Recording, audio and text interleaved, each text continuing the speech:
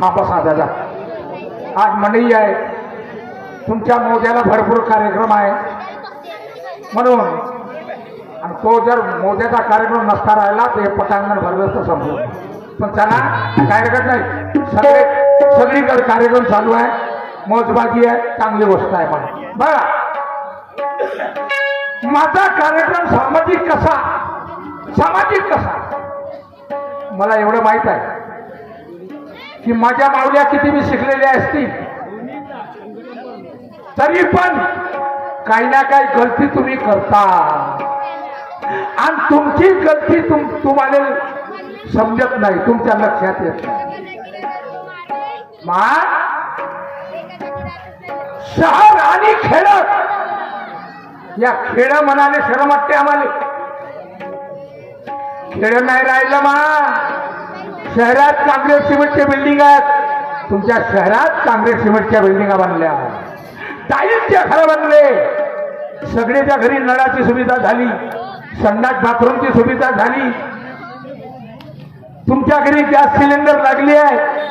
मग हे तर शहराची आहे, मग खेळ कसं म्हणावं? काही फरक नाही राहिला बापो. आमच्या बी खेड्यामध्ये शिकलेल्या मुली आहेत, हो शिकलेले मुलं आहेत. आमच्याही खेड्यातल्या मुली डॉक्टर आहे, इंजिनियर आहे, कलेक्टर आहे. आजचा पेपर वाचला का तुम्ही? नवराष्ट्र. आज आमच्या खेड्यातल्या मुली किती दूरपर्यंत पोहोचल्या. लक्ष्मी सोनबावणे, त्या मुलीचं नाव लक्ष्मी सोनबावणे आजच्या पेपर मध्ये आहे. आणि ते बाई शेकडा आकडून राहील. शेकडा हे माणसं हकलते, बाया हकलते का? नाही. पण 22 वर्षाची पोरगी कुठली आहे? अमरावती जिल्ह्यातली आर्वी तळेगावची मुलगी आहे. छकडा हकलला, जोडी हकलली आणि पहिल्या नंबरचं बक्षीस मारलं त्या पोरी. सांगा, हे पोरं नाही करू शकत बाप हो. 22 वर्षाच्या पोरी आजकाल केवढी कमाल करून राहिल्या दादा, केवढी कमाल करून राहिल्या माया मुली बाई. खूप हिंमत केली तुम्ही महिलांनी आज, बरोबर आहे. तुम्हाला आरक्षण मिळालं, तुम्हाला सुविधा मिळाली, तुम्हाला कायदा कानून नाही, तुम्ही शिक्षण घेतलं म्हणून तुम्ही एवढ्या दूरपर्यंत पोहोचले आज. आणि खरंच तुमच्या भरोश्यावर संपूर्ण जग आहे तुमच्या भरोश्यावर संपूर्ण जग आहे. तुम्ही लोकांना तरक्की केली, तुम्ही प्रधानमंत्री बनल्या, तुम्ही राष्ट्रपती बनल्या, तुम्ही सगळंच काही केलं एवढ्या दूर पर्यंत आज पोहोचल्या. कमी ताकद आहे तुमच्यामध्ये. तर एका गोष्टीची मला खंत वाटते दादा, आणि ते मी शिकवासाठी आलो तुम्हाला. आमच्या सुना आणि पोरीवारी लग्न होऊन दुसऱ्या घरी जाते, यांना माझं शिक्षण आहे. तुम्ही एक थोडीशी गलती करता. माय बापाने जमिनी घेतल्या, 20-20 एकर, 25 एकर, 30 एकर बिल्डिंगा बांधून दिल्या. तुम्हाला सगळी सुविधा तुमच्या घरी करून दिली. काय गुन्हा केला या म्हाताऱ्या लोकांनी? काय गुन्हा केला? तुम्ही एकट भरायला घेऊ शका, याने 25-25 एकर जमीन घेतली आहे तुमच्याच. किती मेहनत केली असेल, किती घाम गाडला असेल या लोकांना. पण या म्हातारपणात काय मायबाप भीक मागून राहिले बाबा. कोणी वृद्धाश्रमामध्ये नेऊन टाकतात, कोणी कोणा मायबापाला मारून बी टाकतात, जीवही घेतात. अरे अरे अरे अरे, ज्या मायबापाने एवढे कष्ट केले तुमच्यासाठी कमवून ठेवलं, आणि त्या मायबापाने 2 घास नाही मिळून, जेवण नाही मिळून राहिलं, गिलासभर पाणी नाही मिळून राहिलं, आणि 2 प्रेमाचे शब्द नाही मिळून राहिले. काय मागतात तुम्हाला हे म्हातारे? प्रत्येक म्हाताऱ्या माणसाला चिंता पडली आहे. हो ठीक आहे, आज पोरग चांगलं आहे, आज सुनही चांगले आहे, आणि उद्या जर बिघडले तर सुनर नाही जेवण दिलं तर का करू? भीक मागा लागेल, भीक मागा लागेल. हे चिंता प्रत्येक म्हाताऱ्याला पडली आहे आज.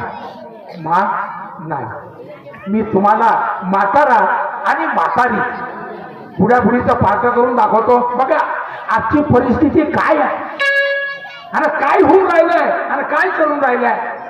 आजच्या सुना काही सेवा करणाऱ्या बी आहेत, त्याच्यातला काही भाग नाही, पण काही सुना करत आहे. एक सून खराब बिघडली तर बाकीच्या बी सुना बिघडते. म्हणून काय सुंदर प्राचीन तुमच्या बायासाठी मी बनवलं खास. मग घरातली बाई सुधारली पूर्ण घर सुधारलं, आणि बाई बिघडली तर घर वाया गेलं, असा त्याचा अर्थ आहे. तुमच्या भरोश्यावर संपूर्ण जीवन आहे. माणसाचं, मुलाबाळाचं, सगळी दोन्ही तुमच्या हातामध्ये आहे, सगळी चाबी तुमच्या हातात आहे. म्हणून वाईट काम नको करा. मी तुम्हाला प्राचीन सांगतो, पाहून घ्या की म्हातारी आणि म्हातारा काय करतात.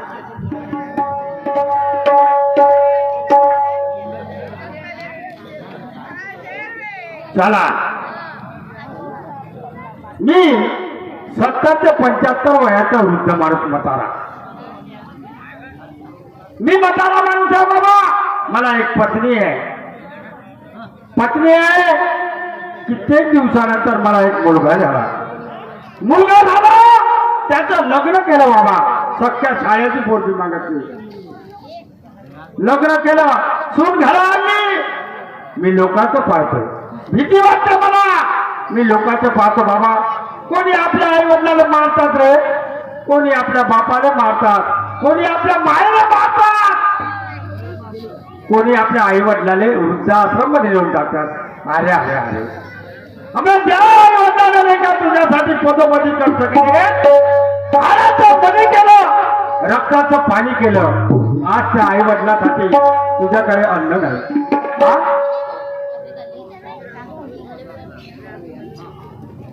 तुझ्याकडे अन्न नाही का मतलब आहे? काय जीवन आहे तुझ्यावर? आता ज्या आईने तुला 9 सूत्र 9 महिने 9 दिवस पोटात ठेवलं रे, 9 सूत्र पानं पाडला. आज ते आई काय म्हणते? तुझ्या नावानं रड केलं का? आता जन्म देऊन काही फायदा नाही म्हणते रे. काय हवं त्याला म्हाताऱ्या आई वडिलाला? भुकेच्या वेळेस आणि तहानेच्या वेळेस पाणी, याच्या व्यतिरिक्त काही नाही. त्याला काय हवं? अबे त्या आई वडिलाची सेवा करतील का? कोण्या बाजारात जाशील का? सगळ्या वस्तू विकत भेटतील, पण आई वडील हे वस्तू विकत भेटणार नाही. ठीक आहे, चला, काही का होणार, जे व्हायचं ते होईल, जे व्हायचं ते होईल बाबा. जे नशिबी लिहिलं राहिलं ते तसंच होते बाबा. चला जातो. काकड आरतीची वेळ होती. पहाटे लावतो मी देवळावरती गेलो. काकड आरती झाली. 6 वाजता आरती खतम झाली आणि आपल्या वयोगटातल्या म्हाताऱ्या माणसाबरोबर मी बसून झालो. बघता 10 वाजले. चला, जेवणासाठी वेळ झाली असेल. माझी म्हातारी माझी वाट पाहत असेल. चला जातो घरी, जेवण करतो.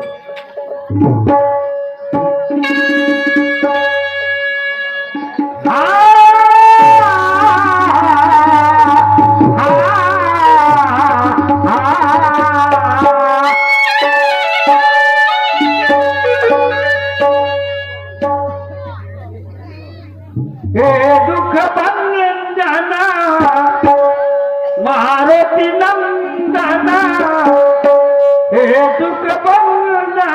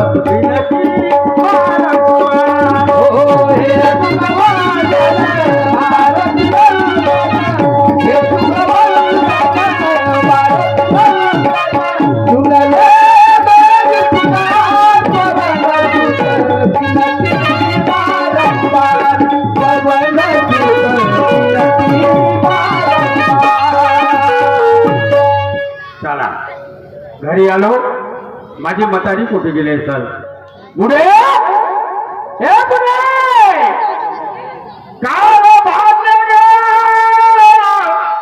माझला चनारी पार्वते पारावते ग पार्वते पार्वते हे पार्वते काय म्हणता शंकरजी? आली रे बाबा मला